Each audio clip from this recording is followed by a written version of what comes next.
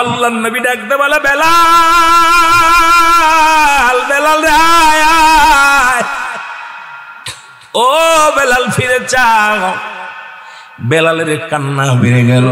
বেলাল আর হাওমাও করে কান্দে, কারণ সন্তানকে যদি গালি দেওয়া হয়, মন্দ বলা হয়, আবার যদি বাবায় ডাক দেয় রুহুল আমিন সব শোনো, দেখবেন সন্তানের কান্না বেড়ে যায়, অভিমান বেড়ে যায়।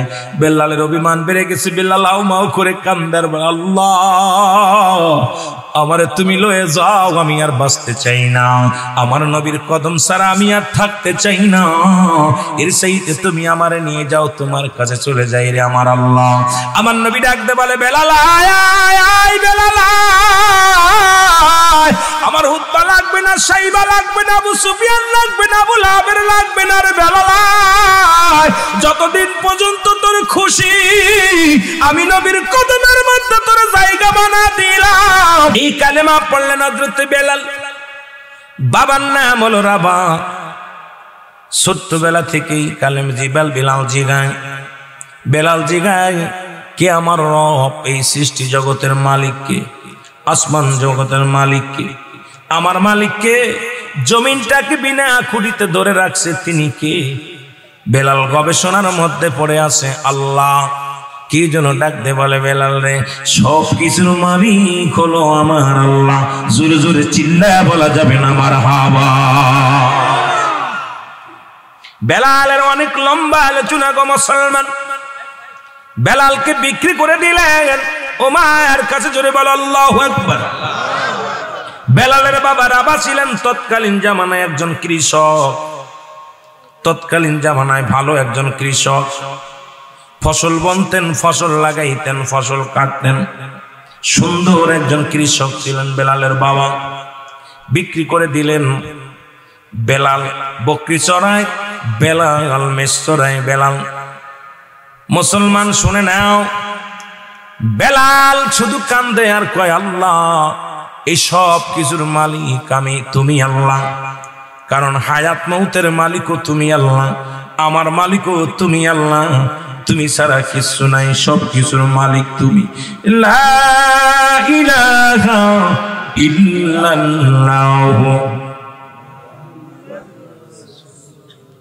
সাল্লাল্লাহু আলাইহি ওয়াসাল্লাম। ওমর কাছে খবর আসলো, ওমাইয়া রে তোমার কিনা গোলাম কি জন্য কবিতা আবৃত্তি করে গো, আমাদের বকরিগুলো খানা খায় না, মেষগুলো খানা খায় না।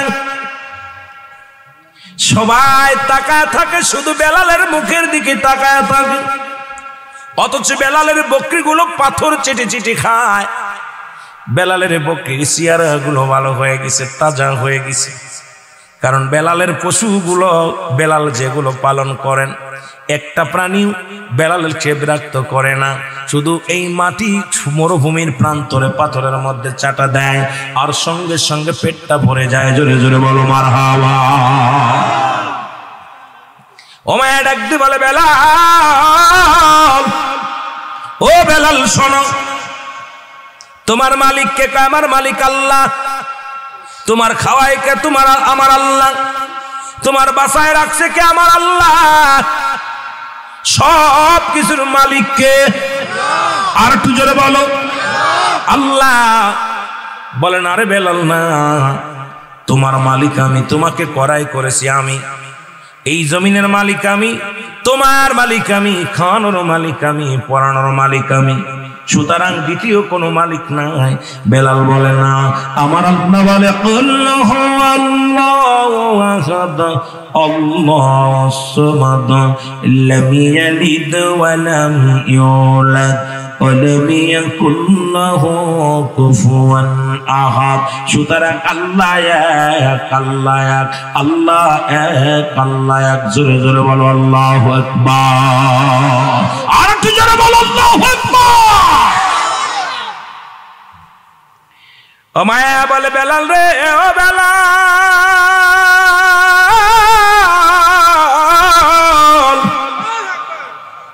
কালেমা ছেড়ে দে, ওই কবিতা ছেড়ে দে, নাই তোর খানা বন্ধ রে বেলাল, খানা বন্ধ হয়ে গেল। বেলাল কবিতায় কালেমা সারে নাই। বেলালকে উমাইয়ার গোলামেরা তার নির্যাতন চালাইতে লাগলেন। উমাইয়ার যন্ত্রণায় বেলাল কষ্ট করে কান্দে আর বলে, আমার মালিক, সব কিছুর মালিক আমার আল্লাহ, তুমি হায়াতের মালিক, তুমি রিজিকের মালিক, তুমি আমার রব, তুমি আমার সব। বেলাল চোখের পানি ছেড়ে কান্দে। বেলাল আল্লাহকে বলে না, আমার মুসলমান গভীর মনোযোগ, এই বেলালকে কি করলেন শুনে নাও। উমাইয়ার দুষ্ট মানুষেরা বেলালের আঘাতের পর আঘাত করতে লাগলেন। বেলালকে মরু প্রান্তরে টানাটানি করা হলো। বেলালের বুকের উপরে পাথর চাপা দিয়ে রাখা হলো। বেলাল শুধু কান্দে, আহাদ আহাদ বলে কান্দে। এ মুসলমান গভীর মনোযোগ, বেলাল চোখের পানি ছেড়ে কান্দে।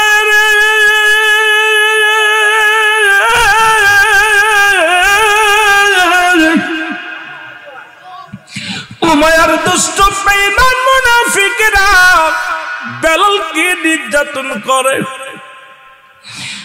বেলাল বলে, পৃথিবীর মানুষেরা দুনিয়া থেকে বিদায় করে দিতে পারো, আমি বেলালের জীবন থেকে একটা সেকেন্ডের জন্য কালেমা সরাইতে পারব না। বেলাল কান্দার কয়, মালিক,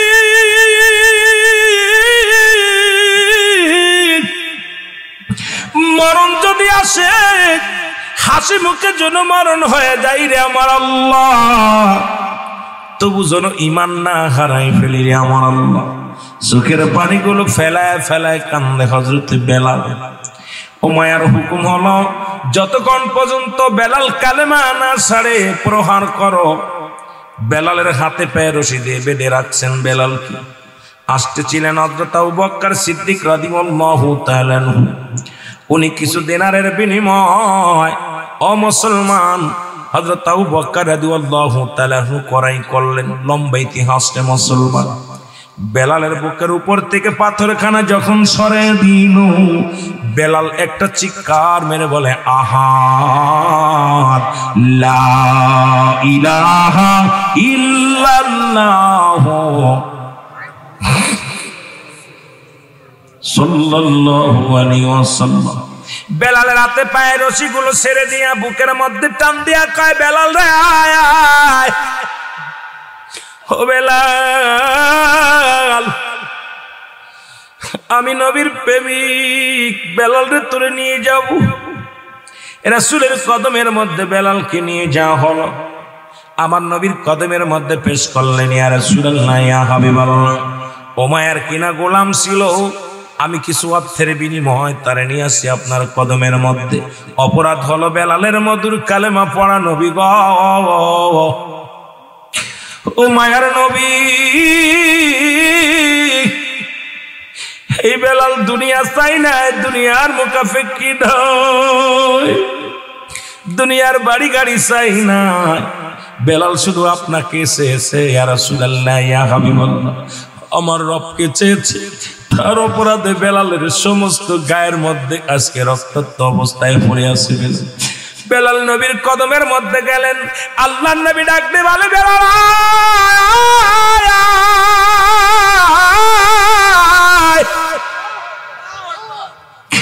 বেলালকে নবী রহমতের নবী বুকের মধ্যে নিয়ে বলে, বেলাল আজ থেকে আমি নবীর কদমের মধ্যে তোর জায়গা করে দিলাম। বেলাল পড়ে নে কালেমা লা ইলাহা ইল্লাল্লাহু মুহাম্মাদুর রাসূলুল্লাহ সাল্লাল্লাহু আলাইহি ওয়াসাল্লাম। বেলাল নবীর কদমের মধ্যে জায়গা হয়ে গেল। হুতবা, সাইবা, আবু জাহেল, আবু সুফিয়ান, আবু লাহাব নবীর কাছে আসলেন। মুহাব্বুল্লাহর বেটা মুহাম্মদ কি কালেমার দাওয়াত দেয়। দলে দলে মানুষ কালেমা পড়ে মুসলমান হয়ে যায়। নবীর কদমের মধ্যে আসলেন। এসে দেখে বেলাল রাসূলুল্লাহর বাম পাশে বসে আছে। সুবহানাল্লাহ বলেন না? নবী আজকে যেমন আমাদের মেম্বার সাহেব, চেয়ারম্যান সাহেব একই কাতারে বসে আছে, এরকম বেলাল নবীর পাশে বসে আছে। আবু জাহেল, উতবা, সাইবা, আবু জাহেল, আবু সুফিয়ান, এ মুহাম্মদ সাল্লাল্লাহু আলাইহি ওয়াসাল্লাম, এ মুহাম্মদ, আমাদের তো মন চায় আপনার কদমের মধ্যে আসতে, আমাদেরও মন চায় আপনার কালেমা পড়ে মুসলমান হতে, কারণ তৎকালীন জামানার মানুষগুলো বড় বেঈমান ছিল। আল্লাহ বলো মিনান নাস, মানুষের মধ্যে মাকুল তারা বলবে আমান্নাতের ঈমান আনছে, বিল্লাহি আল্লাহর প্রতি, অবিল আখিরাতের প্রতি বিশ্বাস স্থাপন করছে। আমাহুম বিমুমিনিন, জোরে জোরে চিল্লায়া বলা যাবে না মারহাবা। আল্লাহ ডাকতে বলে হাবিব আপনার কদমের মধ্যে একদল বেঈমানের দলের দ্বারা, তারা বলবে ইমানদার মুত্তাকিন, জোরে বলেন ঠিক কি না? আমার মুসলমান বাবারা, তারা বলবে হাবিব আপনার কদমের মধ্যে আছি, আমরা আপনার দলের লোক, আমরা মুমিন হয়েছি, মুত্তাকিন হয়েছি, মুমিন হয়ে গেছি। আল্লাহ বলে হাবিব রে, ওরা মুমিন নয়, মুত্তাকিন নয়, আপনার লগে একটা আছে, আপনার সঙ্গে বেঈমানি করার জন্য আছে। ওই সমস্ত ধোঁকাবাজ বেঈমানদের জন্য আমি রেখে দিলাম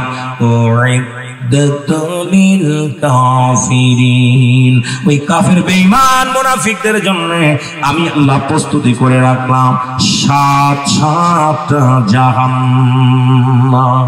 আল্লাহু আকবার বলো। আর একটু জোরে, কয়টা জাহান্নাম? যাবেন কিটা কিটা? যাবেন? একটা মানুষও যাবে না। এ মুসলমান, বারুইয়া এলাকার মানুষগুলো অত্যন্ত চালাক। হুজুর জাহান্নামে যাইব যদি, তবে জান্নাতের বাগানে বসলাম কেন? ঠিক কি না? আল্লাহ তুমি যেহেতু জান্নাতের বাগানে বসাইছো, আল্লাহ তুমি দয়া করে মায়া করে ওই জান্নাতের মালিক বানায়া দিও। আল্লাহ যেদিন দুনিয়া থেকে বিদায় হয়ে যাব, যেদিন দুনিয়ার মায়া ছেড়ে চলে যাব, যেদিন পিতা পুত্র সব পর হয়ে যাবে, যেদিন আপনজন পর হয়ে যাবে রে আল্লাহ, যেদিন আমার বিদায়ের ঘন্টা বেজে যাবে, সেদিন আল্লাহ এই জান্নাতের বাগানটা আমাদের উপহার দিয়ে দিও। আল্লাহ বলেন বিসমিল্লাহির রহমানির রহিম লিল মুমিনিন। আল্লাহ বলে মুমিন মুত্তাকিন যারা হবে তাদের জন্য প্রস্তুতি করা আছে 8টা জান্নাত। জোরে জোরে বলো মারহাবা। কয়টা জান্নাত? কয়টা জান্নাত? এমনি মাটির মধ্যে বসে আছেন লাভের জন্য, লসের জন্য নয়। আজকে যারা জান্নাতের বাগানে বসে আছেন অত্যন্ত লাভবান মানুষ, অত্যন্ত জ্ঞানী মানুষ, কারণ জান্নাতের বাগানে জাহান্নামীরা আসতে পারে না। জান্নাতীদের জন্য প্রস্তুতি করে রাখছে আমার আল্লাহ, একটা নয়, দুটি নয়, 8টা জান্নাত। জোরে বলা যাবে না মারহাবা। জাহান্নামীদের জন্য তৈরি করে রাখছে আমার আল্লাহ 7টা জাহান্নাম। ও আমার আল্লাহ, যেহেতু তুমি আমাদের জন্য 8টা জান্নাত খুলে রাখছো গো আল্লাহ, তুমি যে কোনো একটা জান্নাতের মধ্যে আমাদের দিয়ে দিও তোমার হাবিবের ইজ্জতের খাতিরে গো আল্লাহ, এই মাহফিলের ইজ্জতের খাতিরে, আজকের এই মাহফিলের খাতিরে আল্লাহ তুমি যদি আমাদের নাজাত দাও, পৃথিবীর মধ্যে কাউকে কৈফিয়ত দিতে হবে না গো। যদি পৃথিবীর মধ্যে তুমি জাহান্নামে দাও, তোমার লস হবে না, লাভ হবে না আল্লাহ। তোমার হাবিবের ইজ্জতের খাতিরে, মাহফিলের খাতিরে আজকে যারা এই ময়দানে বসেছি, আমাদের তুমি জান্নাত দিয়ে দিও। জোরে জোরে বলেন আল্লাহু আকবার।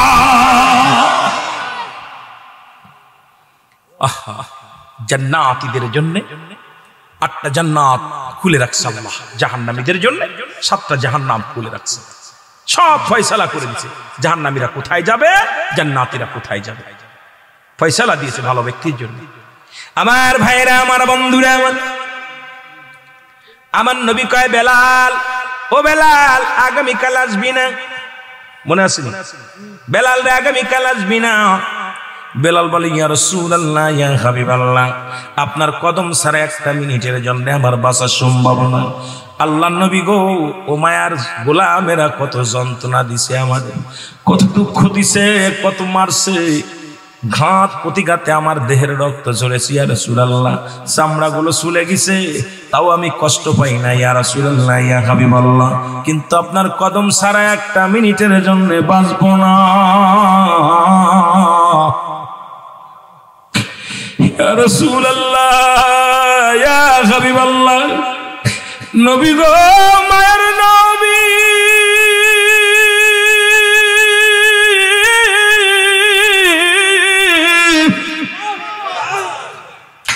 পৃথিবীর সব কিছু ছাড়তে পারি, আপনার নূরের কদম খানা আমি বেলাল ছাড়তে পারবো না।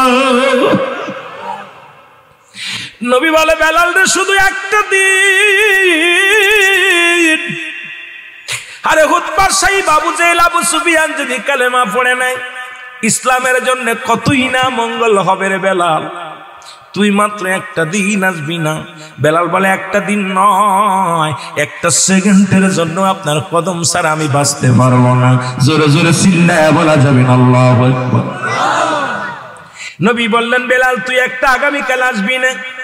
বেলাল কাঁদতে কাঁদতে বাইরে হয়ে গেলেন। ডাকতে বলে, আমার মালিক,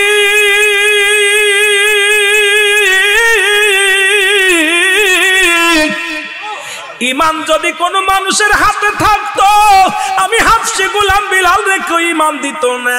এই তোমার হাতে ইমান থাকার কারণে আমি বেলাল ইমান পেয়েছি রে আমার আল্লাহ।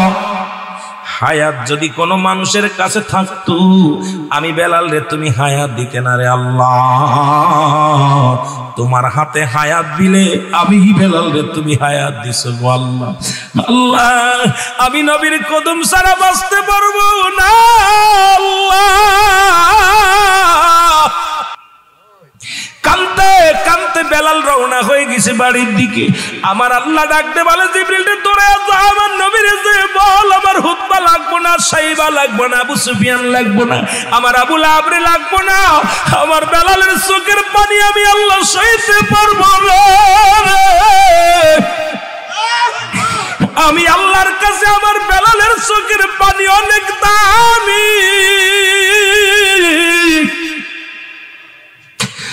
আমার বেলাল নবীর কদম থেকে গেলে হাত ফেল করে মারা যাবে।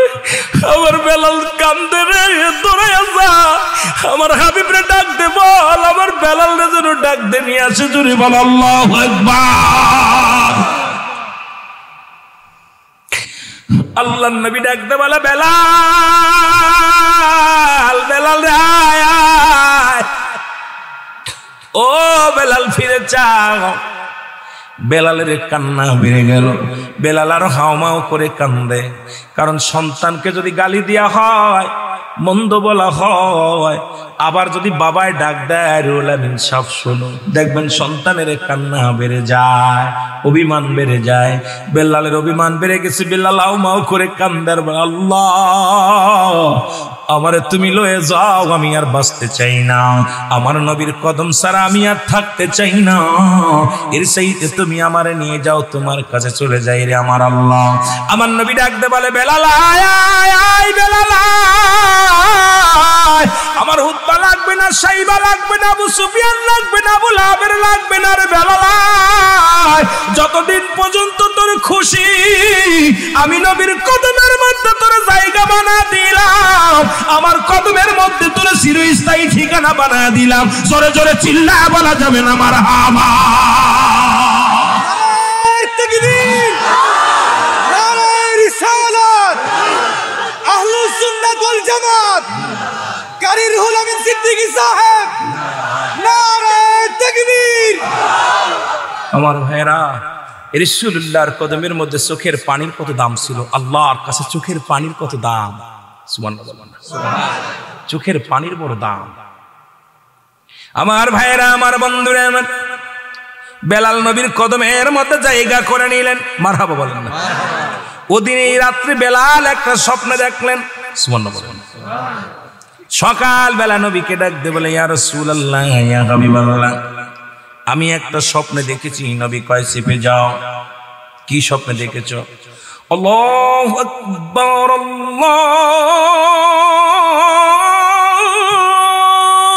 আকবার। চেপে যাও। কথা বলিস না। এই স্বপ্নগুলো তো আমি অনেক আগে থেকে আমার আল্লাহ পাক তো জিবরিল আমিনদের শিখাইয়া দিছে। এই বাণীগুলো তোর কে শিখাইলো? বলি ইয়া রাসূলুল্লাহ, আমি যখন কানতে কানতে আপনার ভালোবাসায় পড়ে যখন আমি রাত্রে যখন ঘুমাইতেছিলাম, কে যেন আমাকে ডাক দে বলে, বেলাল এই বাণীগুলো তুমি মুখস্থ করো। আশহাদু আল্লা ইলাহা ইল্লাল্লাহ,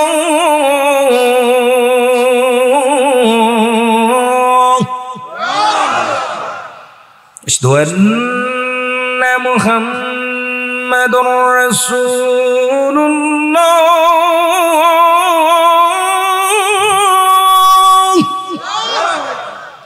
হাইয়া আলাস সালাহ,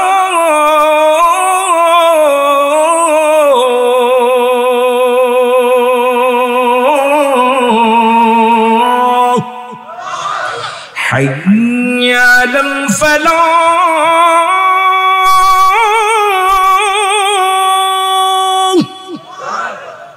আল্লাহু আকবার, আল্লাহু আকবার,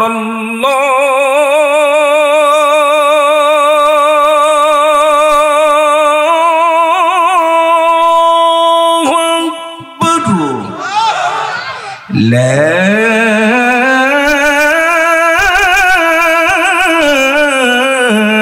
ইলাহা ইল্লাল্লাহ।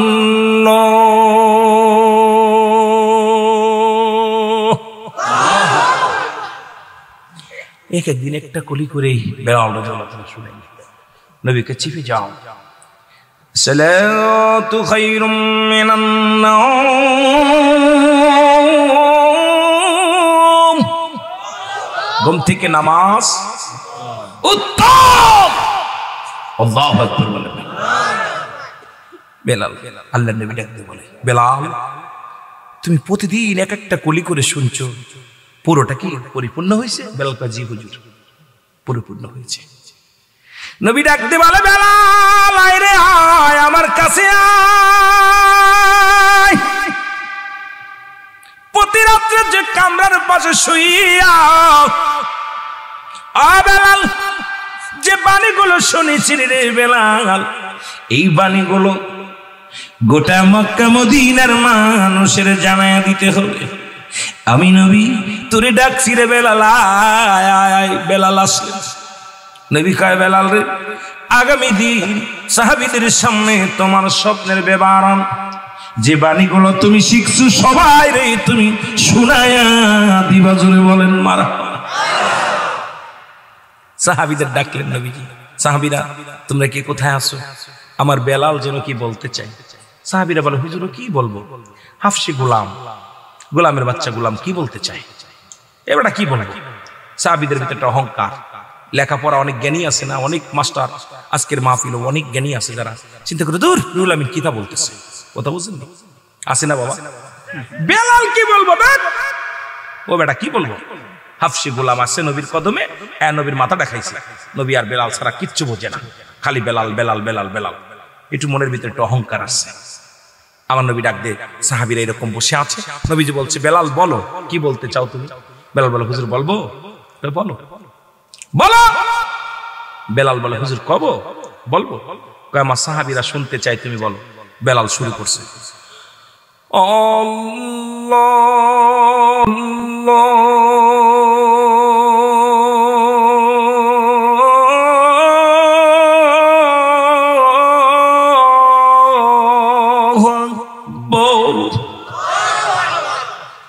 আশহাদু আল্লা ইলাহা ইল্লাল্লাহ,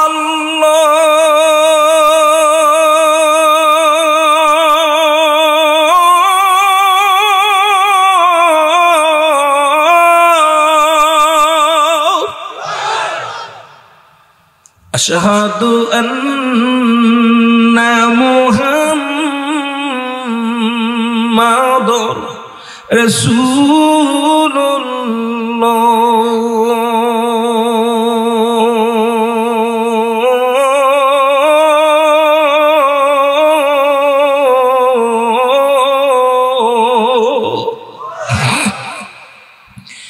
হাইয়া আলাস সোলো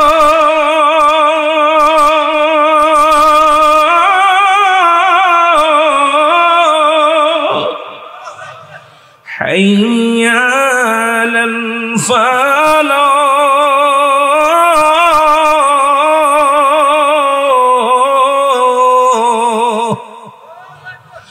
আল্লাহু আকবার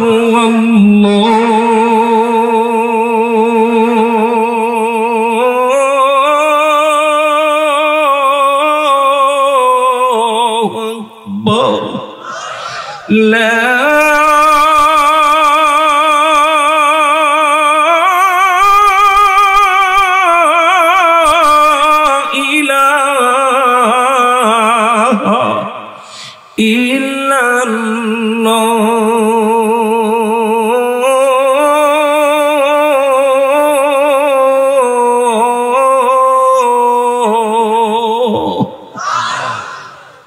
যারা মক্কা মদিনায় গেছেন বেলালের মসজিদের আজান এখনো ঠিক একই রকম আজান হয়। বেলালের মসজিদের আজান শুনলে মদিনার ইহুদিরা পর্যন্ত দাঁড়িয়ে যায়।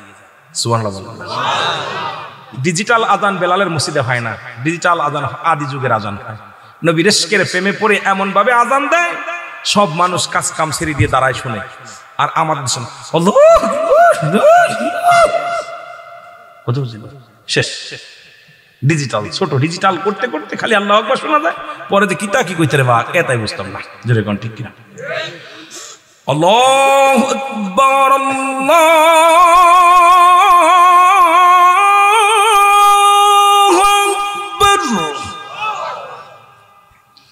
আল্লাহু আকবার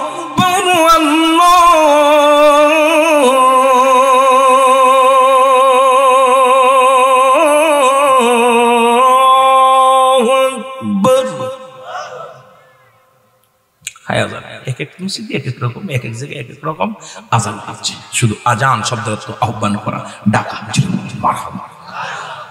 সাহাবীরা আশ্চর্য হয়ে গেলেন, হুজুর এই বাণীগুলো কে শোনাইল? আমার নবী ডাকতে বলে, বেলাল, বেলাল রে, এই বাণীগুলো তোরে কে শেখাইলো একটু বইলা দে রে বেলাল। বেলাল বলে, নবী গো, ওই সত্যের কসম করে বলি নবী গো, আমি যখন আপনার কাছ থেকে খেদমত থেকে ফিরে যখন কামরার মধ্যে বসি গো মায়ার নবী, যখন আমি বইয়া বইয়া আমি যখন ঘরের মধ্যে যাইয়া নবী গো, যখন আমি বিছনায় পিঠ লাগাই কে যেন ডাকতে বলে, বেলাল বল রে বেলাল বল, এই বাণীগুলো শোন মুখস্থ কর। জোরে জোরে বলেন মারহাবা। ইয়া রাসূলুল্লাহ, ইয়া হাবিবাল্লাহ, এই বাণীগুলো যে আমার কে শিখাইছে আমি বলতে পারবো না, তবে আমাকে কে যেন স্বপ্নের মধ্যে ডাকতে বলে, বেলাল বলো, আমি শুধু বলছি। সুবহানাল্লাহ বলেন না? আমার নবী ডাকতে বলে, সাহাবীরা ও সাহাবীরা শোনো, আমি আমার মসজিদের প্রথম মুয়াজ্জিন হিসেবে যে মসজিদের ইমাম হব আমি নবী নামাজ আদায় করব ইমাম হইয়া, তোমরা ফিজে সালাত আদায় করবা কাতার বন্দী হইয়া। এই মসজিদের মুয়াজ্জিন হিসেবে আমি নবী আজ থেকে নিয়োগ দিয়ে দিলাম, চাকরি দিয়ে দিলাম আমার বেলালকে। জোরে জোরে বলো মারহাবা। আজ থেকে এই মসজিদের মুয়াজ্জিন কে? বেলাল। জোরে বলেন না কে? ছেড়ে দিব?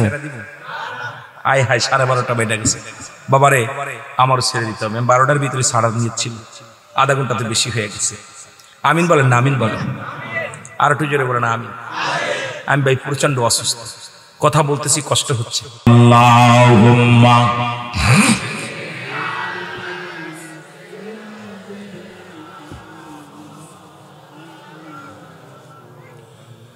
ওয়ালা আলি সাইয়্যিদিনা মহব্বতে বলেন আল্লাহুম্মা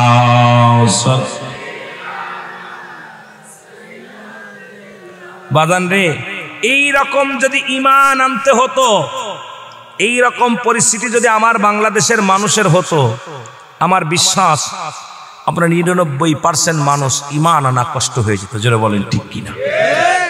একটা রাত জান্নাতের বাগানে বসবে, 1 ঘন্টা আধা ঘন্টা বসা পরে মোড়া ছেড়ে দেয়, কষ্ট হয়ে যায়, প্রস্রাব, ডায়াবেটিস। কষ্ট নিবেন না, বড় কষ্ট হলো যদি এইরকম জমি জমা সারা লাগতো, ক্ষুধার্ত অবস্থায়, দুপুরে অনেকে খানা খান নাই, রাত্রে আর নামাজই পড়ে না, অনেক সময় ক্ষুধা লাগছে আর পড়বো না। কিন্তু যে ব্যক্তি সব কিছু ত্যাগ করে আল্লাহকে পাওয়ার জন্য যে ব্যক্তি পাগল হলো, আমাকে তারই আলোচনা করতে বলেছেন। বলে কর্তৃপক্ষ বলছে, ভাই হযরত বিলাল রাদিয়াল্লাহু তাআলার একটু আলোচনাটা করবেন। কিন্তু ইশকের মধ্যে যাওয়া পর দেখলাম এই কালেমার ওয়াজ যদি করি রাত শেষ। এই কালেমা ঈমানের জন্য, এই জন্য মানব জীবনের অমূল্য সম্পদের নাম হলো ঈমান। সুবহানাল্লাহ বলেন।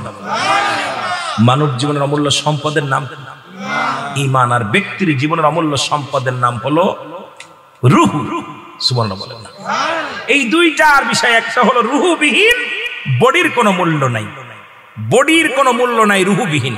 রূহ নাই, আল্লাহর কসম করে বলি, আপনি দেখবেন, এটা আপনারা ভালো করে বুঝবেন, কসম খাওয়া ঠিক না, তারপরে বলতেছি যে রূহ, এই মানব দেহের অমূল্য সম্পদের নাম কি?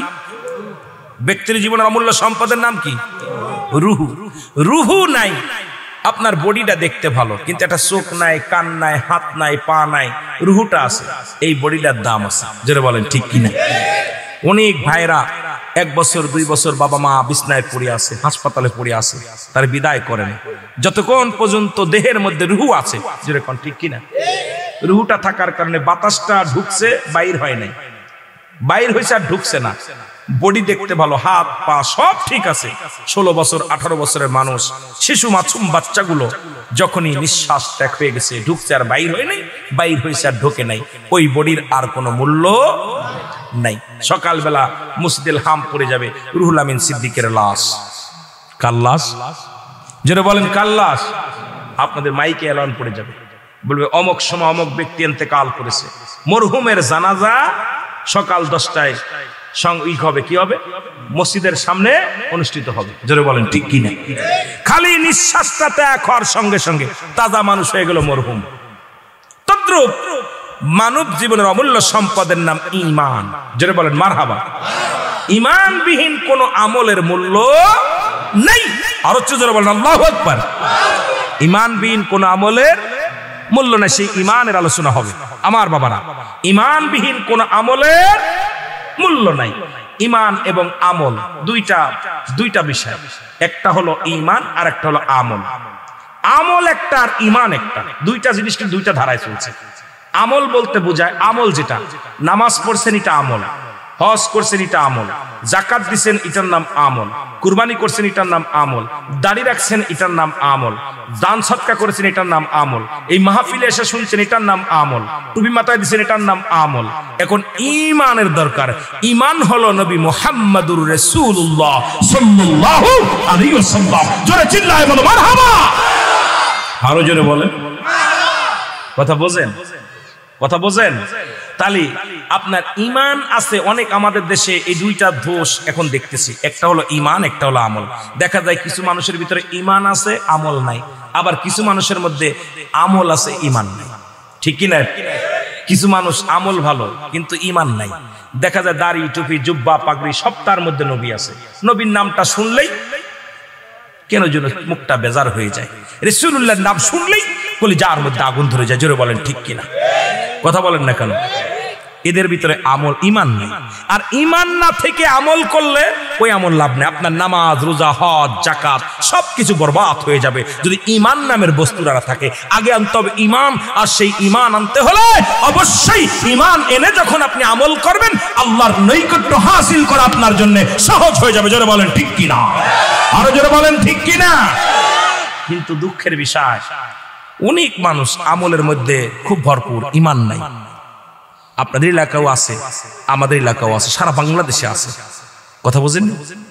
নবীজির নাম শুনলেই তাদের কলিজার মধ্যে, গায়ের মধ্যে চুলকানি রোগ বেড়ে যায়। জোরে বলেন ঠিক কিনা? আল্লাহ আমাদের বোঝার তৌফিক দান করুন। জোরে বলুন আমিন। আমি কাউকে কষ্ট দিতে আসি না, কাউকে দুঃখ দিতে আসি নাই, কারণ কাউকে আঘাত করতে রাজি নয়। কারণ ঈমানই আওয়াজ। ঈমানটা হলো কালেমা, নামাজ, রোজা, হজ, যাকাত, ইসলাম, ঈমান, ইহসান, কালেমা, আপনার শরিয়ত, তরিকত, হাকিকত, মারিফাত, আগুন, পানি, মাটি, বাতাস। জোরে জোরে চিল্লায় বলেন মারহাবা। আর একটু জোরে বলেন মারহাবা।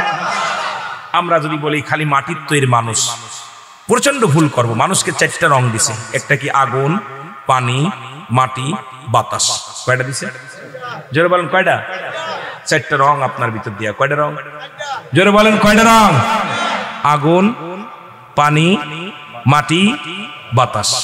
এখন আমরা খালি কই মাটির মানুষ, মাটির মানুষ। আরো তো 3টে মিশ্রিত আছে। এই জন্য দেখবেন ওই 3টা 4টা রং যখন দেখবেন যাদের নসিবে পানির ভাগটা বেশি পড়ছে, পানির কাজ হলো নিচে মুখ গড়ানো, পানি হলো নিচে মুখ গড়ানো। দেখবেন জান্নাতের বাগান তারা ভালো কাজ চেনে না, বাজারে গেলেও একটা পিছন পিছন করে, কারণ ছেঁচড়ামি ছেঁচড়ামি ভাব। পানির কাজ দেখবেন নিচে মুখ। সকালবেলা উজু করবেন উঁচু জায়গায় দেখবেন গোড়ায় গোড়ায় পানিগুলো নিচের দিকে চলে যায়, উপর মোজায় না। যেরকম ঠিক কিনা? পানির কাজ কি? নিচের দিকে গোড়ায়। আমাদের মুসলমান আমল করি কিন্তু ওই নিচের দিকে, কারণ ওদের অবস্থা খুব খারাপ। চিন্তা করে আজ করবো না, কাল করবো, কাল করবো না, পশু করবো, পশু করবো, তসু করবো, করতে করতে সময় শেষ। আর একটা দেখবেন বাতাস, এই বাতাসের ভাগটা যাদের নসিবে বেশি দেখবেন ওরা এক জায়গায় বসতে পারে না। মসজিদে গেলে সালাম ফিরে মার দো, ঠিক কি না? ইমাম সাহেবরা ভালো বলতে পারে। নামাজ জুম্মার দিনে যদি খুতবা 2 রাকাত নামাজ পড়ে আজুদর কালুদর সালাম আসসালামু আলাইকুম আসসালাম এইটুক আসসালা কর সঙ্গে সঙ্গে মনে হয় পিছন থেকে সরে গেছে। যেরকম ঠিক কিনা? এই বাতাসের ভাগ যাদের ভাগ্যে বেশি ওরা ভালো কাজে বসতে পারে না। দেখবেন মসজিদে যে উজবিস করে, মাহফিলে গেলে বসতে পারে না, দিনে আলোচনা হলে বসতে পারে না, ভালো জায়গা ওদের কাজে উড়ে বেড়ায়। দেখবেন এই বাজারে এক জায়গায় রাস্তাঘাটে দূরে দূরে পড়ে আছে, দেখবেন এই জায়গায় ওই জায়গা ওই জায়গা টোটো করে বেড়ায়। বুড়া হয়ে গেছে তাও টোটো করে বেড়ায়। যেরকম ঠিক কিনা? হাঁটতে পারে না, লাঠি ভর দিয়ে ঠুক ঠুক ঠুক করতে করতে চলে যাচ্ছে। যেরকম ঠিক কিনা? বাতাসের কামড়ে উড়ে বেড়ানো, এক জায়গায় বসতে পারে না। আরেকটা দেখবেন আগুন, এই আগুনের ভাগটা যাদের নসিবে বেশি এদের রাগ বেশি, মেজাজ বেশি।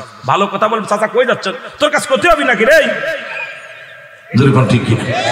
এই আগুনের ভাগটা যাদের বেশি পড়ছে এদের মেজাজ করা। বুড়ো হয়ে গেল এখন মেজাজ দেখলে এমন অবস্থা হয় বাবা, মানুষকে তুমি বুড়ো হয়ে গেছো, তোমার তো জুত কমে নাই। যেরকম ঠিক কিনা? আছে না বাবা? এই আগুনের ভাগটা যাদের নসিবে বেশি এদের মেজাজ খারাপ, রাগ বেশি, শরীরে তার উত্তেজিত বেশি, হ্যাঁ হট্টগোল করে বেশি। আর একটা হলো মাটি, এই মাটি হলো সবচেয়ে প্রিয় খাঁটি। দেখবেন কোন ছেলে মেয়ে যদি ভালো হয় কয় কার মেয়েরে মাটির মতো, জোরে বলেন ঠিক কিনা? কার ছেলেরে মাটির মতো, কারণ মাটিটা নড়ে কম, মাটিটা নড়ে কম। এই জন্য মাটির আকৃতি আমাদের মানুষ, প্রতিটা মানুষের মাটির এই গুণটা আমাদের ধরা উত্তম, জোরে বলেন ঠিক কিনা? তাহলেই উত্তম আমরা হতে পারবো। এই জন্য আমাদের দেখবেন ওই মাহফিলে আসলে উঠাউটি করে, মসজিদে গেলে উঠাউটি করে, কারণ ওই যে ওদের ভাগ্যে তো আছে ওই অবস্থা এরকম। আবার একটু কথা বসবো না তো তোর কি, কারণ ওর তো রাগ বেশি শরীরে। যেরকম ঠিক কিনা? আল্লাহ বুঝার তৌফিক দান করুন, জোরে বলেন ঠিক কিনা?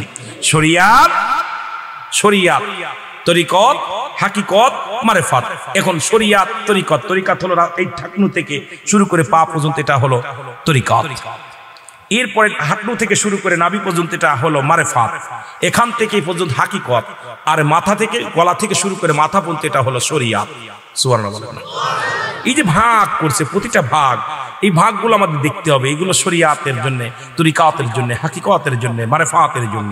আমাদের প্রাট শরিয়াত ছেড়ে দিলে যে ব্যক্তি কাফের, তরিকাত ছেড়ে দিলে সে ব্যক্তি, যে ব্যক্তি মারেফাত ছেড়ে দিবে সে ফাসিক। সুতরাং আমাদের অধিকাংশ মানুষই তরিকাও মানি না, হাকিকতও মানি না, তরিকাতও মানি না, মারেফাতও মানি না। কোন জগতে আসলাম আল্লাহই ভালো জানে। জোরে জোরে চিল্লাই বলো আল্লাহু আকবার। আর একটু জোরে বলুন আল্লাহু আকবার। একটু মহব্বতের সঙ্গে দুরূদ শরীফ পড়েন আল্লাহুম্মা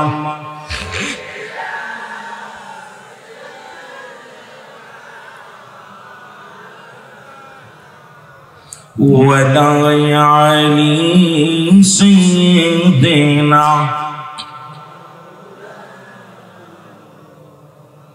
আর চোখের পানি ছেড়ে বলে কালেমার মালাটা পড়ছি আমি, যত পারো যন্ত্রণা দাও গো তুমি, বলো যত পারো যন্ত্রণা।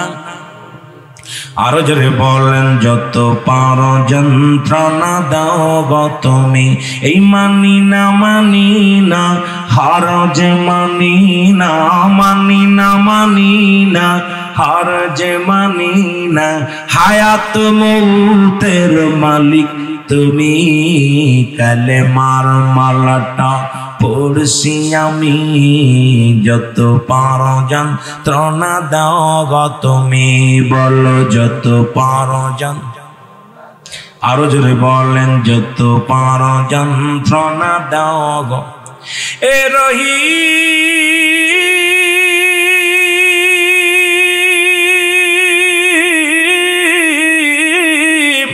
এ রহমান আমার জীবনের মালিক তুমি বলো আমার জীবনের মালিক এই কালেমার মালাটা পড়ছি আমি যত পারো যন্ত্রণা দাও গো তুমি বলো যত পারো